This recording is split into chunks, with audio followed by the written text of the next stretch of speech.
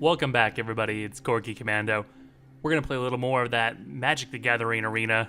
I love this game. I love Magic the Gathering. We're trying out a new deck.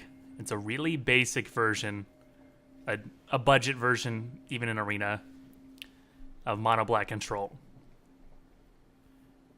I don't have Vraska's Contempts. I don't have Four of Karn. We still don't have access to things like Fatal Push or Glint Leaf, not Glint Leaf. What am I talking about? Glint Sleeve Siphoner. Anything from the Kaladesh block. None of that's there. And so we're running a bunch of jank. I started with a 2-land hand.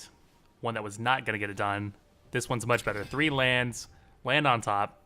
I get to cast everything I've got.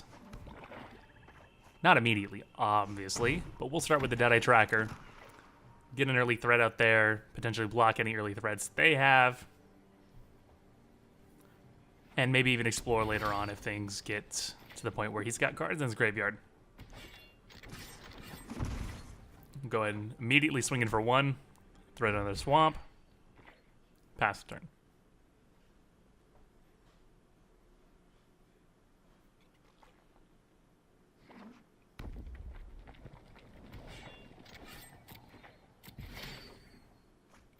No plays in 2 turns in red for my opponent, which probably means he's playing some kind of big creature deck. Dinosaurs in all likelihood. He immediately skips to combat. When the game does that, and you don't have it to full stop, it means you didn't draw lands, and you're out of lands. So I know that. He pitches a Commune with Dinosaurs. I get it for 1. I'm not missing land drops. All I've got is land drops. I'm not going to play the Ravenous Chupacabra there. It's a 2/2 for 4, but it's specifically used because it kills a creature when it enters the battlefield. He has no creatures. Let's not throw it out there.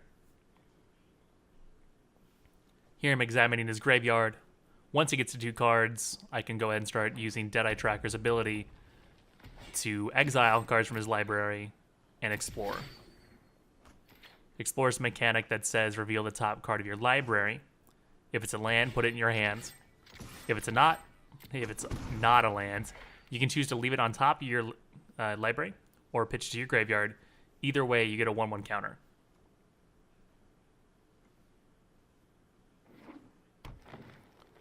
And now he presumably has all the lands he needs. 4 lands, both color sources. Throws out another mana dork,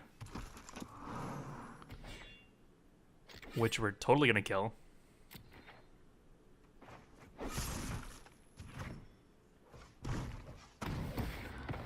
Cast down destroys target non-legendary creature. Drover the Mighty is definitely not legendary. And I can continue to get in here for 1 damage if I want. Instead, we're going to activate Deadeye Tracker's ability.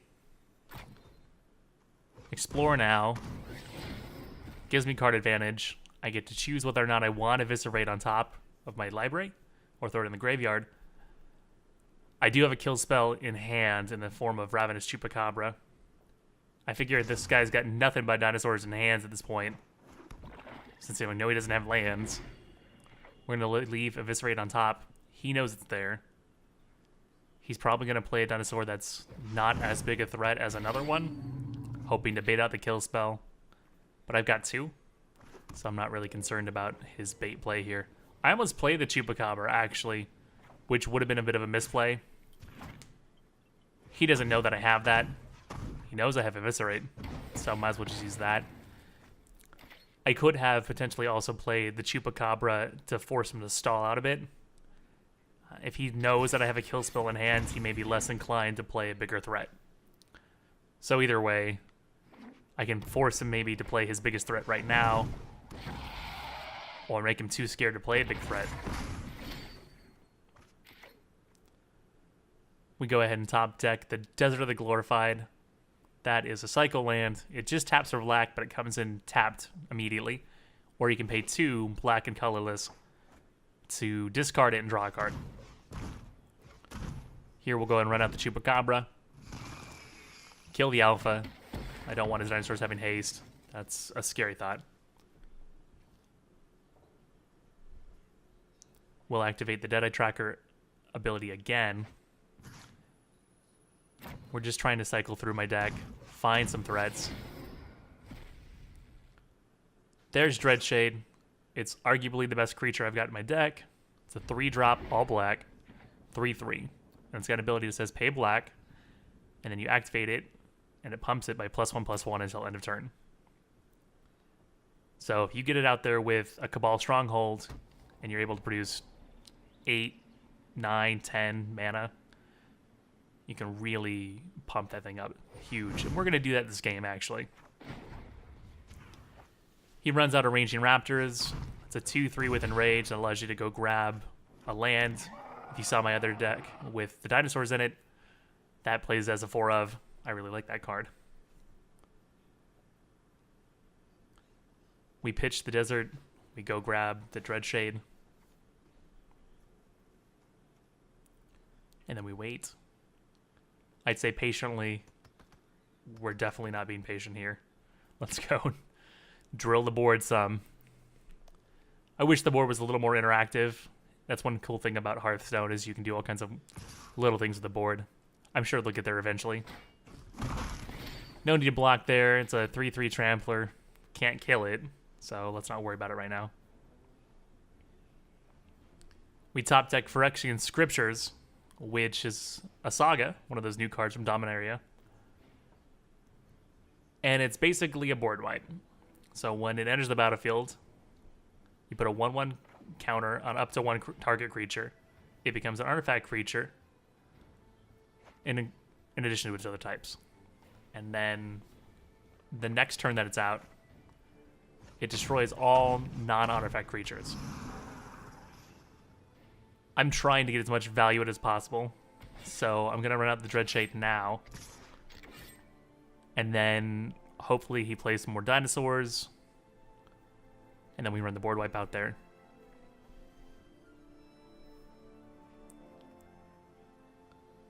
Swinging with the Deadeye Tracker. Happy to kill his raptors if he's wanting to make that a trade. He gets a land out of it. The Tracker will live unless he's got some kind of kill spell, burn spell, anything like that. It's only got red mana. So Magma Spray, Lightning Strike, any of that. And since he doesn't use it there, even on the Shade, for instance, I know he doesn't have one in hand. You can reasonably guess anyways. We don't know, but there'd be no reason not to play it there. And here he runs out the Grand Warlord Rada. She's an elf warrior. I think a warrior? Pretty sure. With haste. And when she attacks, you can add in any combination of red or green mana to your mana pool for each creature that attacked that turn. And it doesn't pool out until the end of your turn. So if Rada lives through combat here, he could potentially cast that Galta that he's got in his hand now.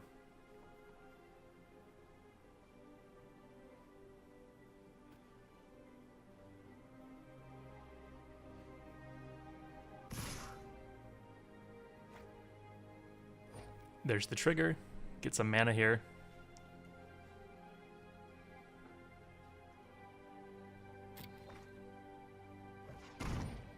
We'll go ahead and pump up the Dreadshade a bunch.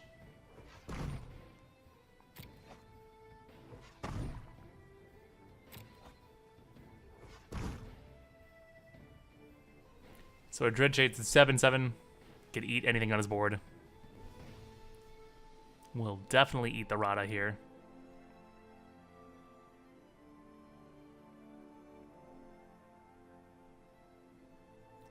They're thinking. What combination of mana do I want? Chupacabra still can't kill anything, so no reason to block with it just yet. I don't feel threatened on a life total basis yet.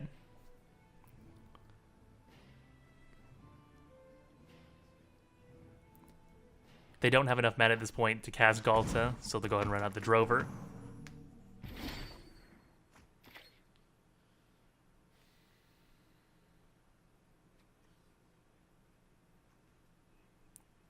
There I am checking the graveyard again, seeing if I can explore, if I even want to explore.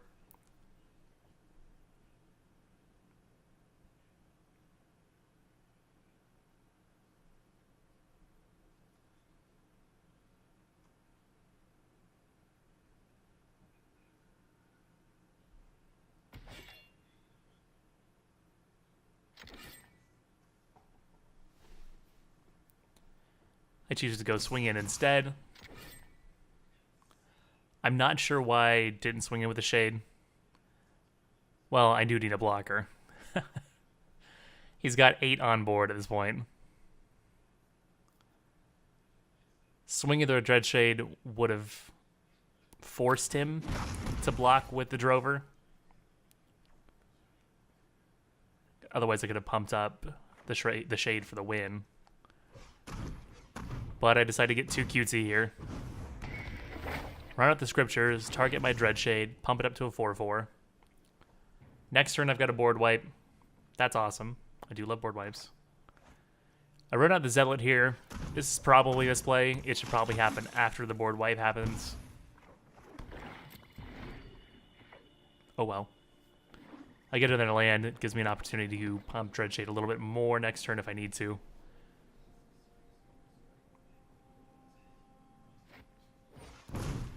And here my whole plan comes crashing down around me. He plays the Brontodon, Thrashing Brontodon, a 3/4 for 3, has the ability pay 1, sacrifice it, destroy target artifact or enchantment. And it totally gets rid of my board wipe. And he still has the mana available to cast the 12/12 Trampler and Galta. That's bad news.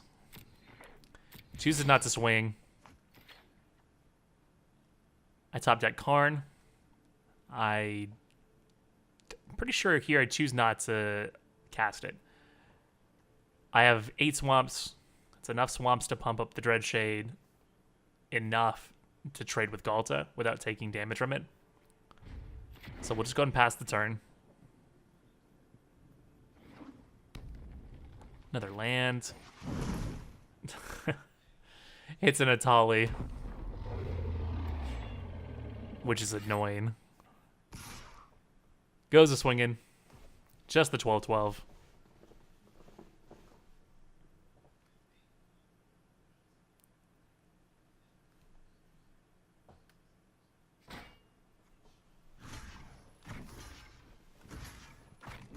Now, even though the Shade can kill it by itself,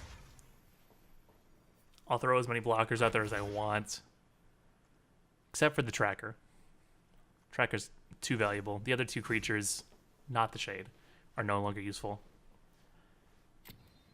I do this in hopes that they order the blockers incorrectly. If they put Chupacabra in front of the Shade or the Zealot in front of the Shade's going to live through combat damage. So there's no reason not to just triple block here. Pump the Shade up. Get it up to 12/12. We'll just trade straight across.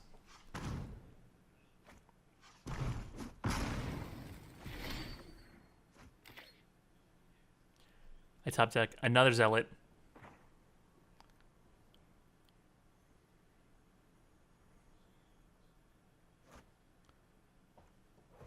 We're going to run that out there in hope of finding a kill spell.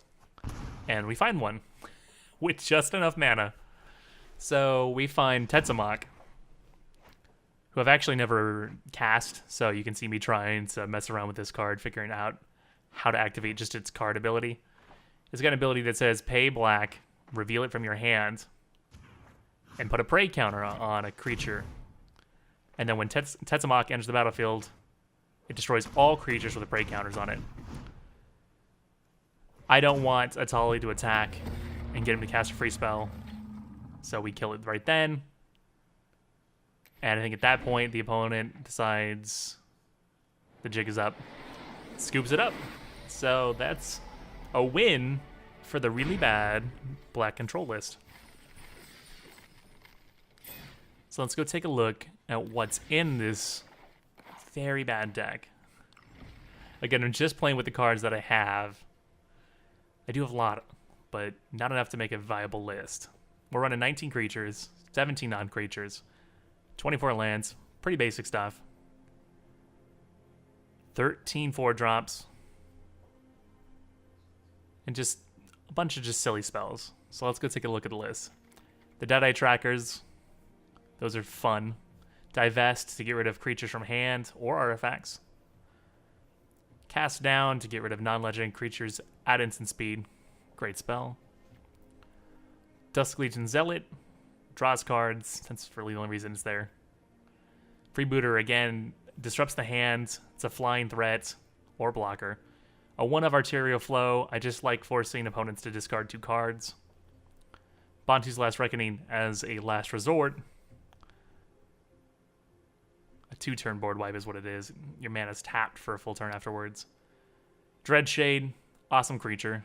It's the way to get things done with this deck. Eviscerate, because I don't have Vraska's Contempts. Josu Vesses, a 4/5 menace for 4, great value.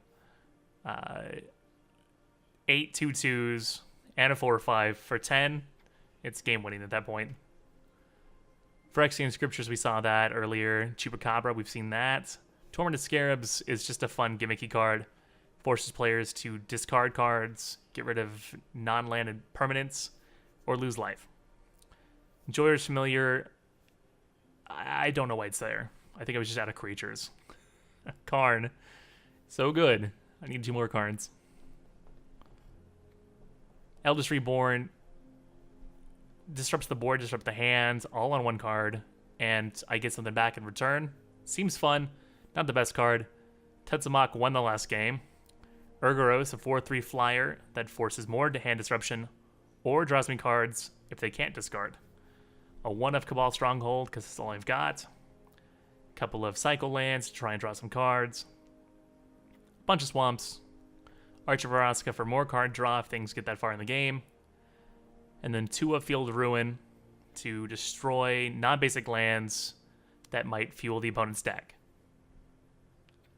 And that's the list. Needs work. That's why it's called actual garbage. We'll go ahead and run it back one more time.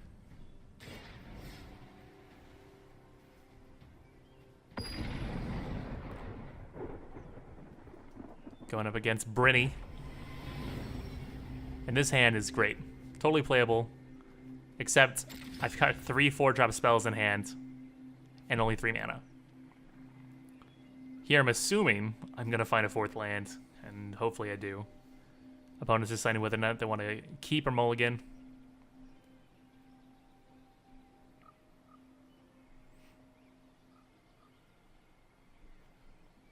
Some fairly serious deliberation going on over there. Decides to keep. And we're off. So let's divest. Let's take those creatures. Gimme, gimme. Oh boy. Mono black versus mono black. His list is just as controlly as mine. More controlly than mine. That's all about kill spells. Hand disruption. Not a single creature. Oh boy. This is just going to be one of those long, grindy games.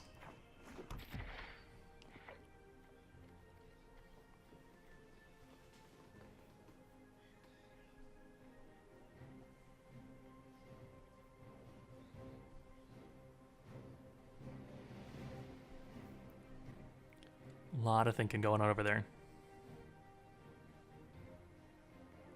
Do I play a land? Do I not? Play the land. There it is. Duress takes away one of my non-creature spells. It's gonna take away the Tormented Scarabs. He has no creatures in hand as far as we know. Eviscerates don't do anything to him at this point. So another swamp.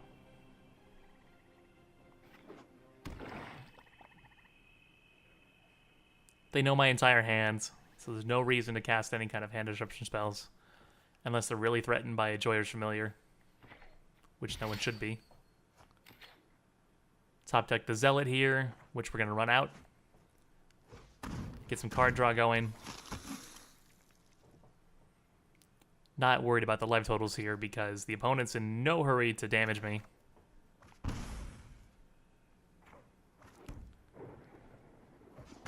We'll go ahead and divest again. They probably still don't have creatures. But at least we get to see that for sure. They found a Golden Demise. Cast down. So it feels like we're going against a Torment of Hailfire deck. A lot of control. A lot of Cabal Strongholds. And you ramp into, or you produce enough mana at the end of the game to where you can Torment of Hailfire for 8, 10, 12. Torment of Hailfire forces each opponent to discard a card or destroy an online permanent of theirs, sacrifice it rather, or lose 3 life X times. So it's double black and X. So if you cast it for 10 total mana, you're forcing all of your opponents to do that process 8 times. If they don't have any creatures or other permanents to sacrifice, or cards to discard, it's a lot of damage. Moment of Craving there, destroys Jhoira's Familiar, gains him 2 life.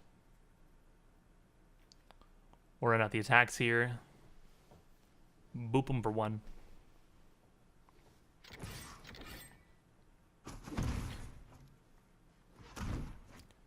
I'm going to run out the Deadeye Tracker here, fully aware that they've got kill spells, Golden Demise as a board wipe.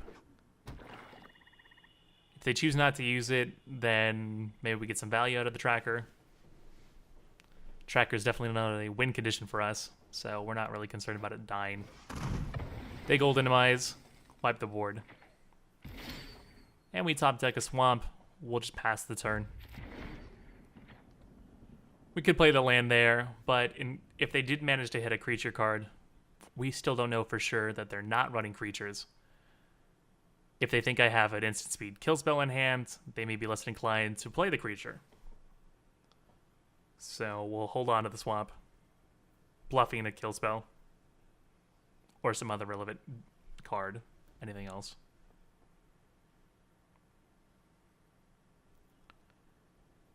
And now we're staring. I'm making circles.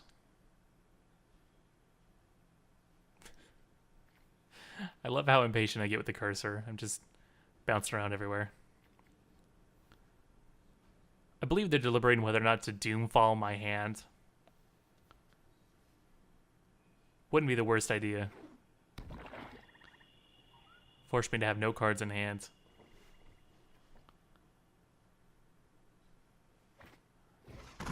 Sure enough, they attempt to do that. They can see that I've just got a Swamp in hand. I throw up the oops. Oops, no spells.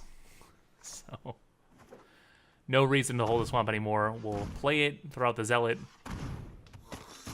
Draw a card. It's more Swamp. Pass the turn.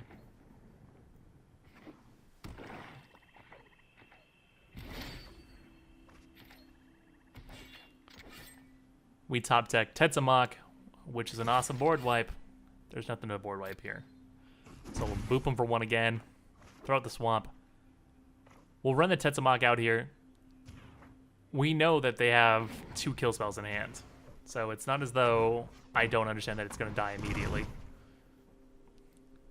I believe they think that I forgot that they have kill spells, even though I can clearly see them in their hands. So they throw out the oops. I think mocking me a little bit.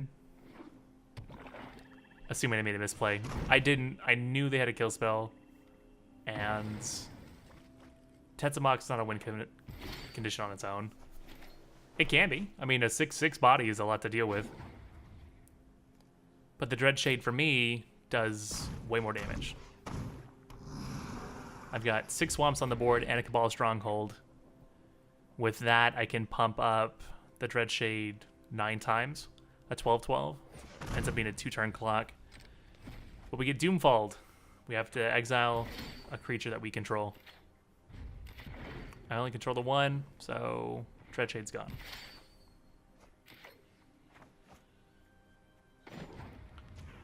We find Urgoros, a 6-drop, 4/3 flyer. When it deals combat damage to a player, they have to discard a card. And if they can't, I get to draw a card.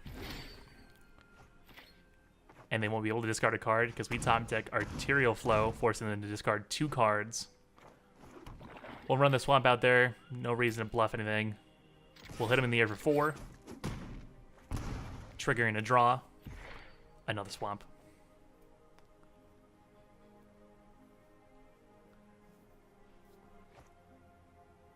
They cycle away the Unburden. No reason to force me to discard cards. They need threats. They need answers. We top deck Cast Down. I'm not concerned about a 2-2, so we're not going to use it just yet. We'll draw another card. We do top deck a Chupacabra, which can just accelerate that clock a turn. So we'll use that. Kill the Knight of Malice. And opponent scoops it up. So even in its bad version, it's moderately playable. If the opponent had found Torment of Hailfire, we'd have been in a lot of trouble. They didn't, so we won. More threats on our side. Let's open up this pack, see what's inside. I've opened up a lot of Dominaria, so it's not like I'm expecting to find anything cool in here. A common and uncommon wild card. Our rare is Kazarov, which is limited playable and probably okay in a Vampire Commander deck. Otherwise, it's just no good. We played it into a giant game along with Goblin Chain Whirler, where it was disgusting. 4/4 flyer. It says whenever a creature an opponent controls is dealt damage, put a 1/1 counter on Kazarov.